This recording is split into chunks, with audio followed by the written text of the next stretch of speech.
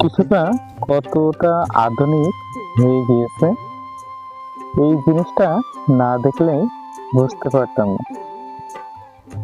এদিকে দেখতে পাচ্ছেন পেয়ারা চাষ করেছে এবং এই পেয়ারা চাষের মধ্যেও মালটা গাছ চাষ করেছে।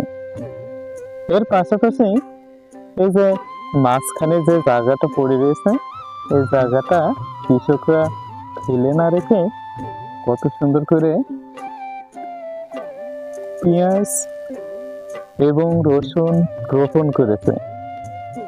এদিকে পেঁয়াজের সুন্দর মতন ফুল ফুটেছে, এখান থেকে কৃষক কিন্তু বীজ সংগ্রহ করবে এবং নিচেই যে পেঁয়াজটা হয়েছে সেটাও কিন্তু বিক্রয় করতে পারবে কৃষকরা।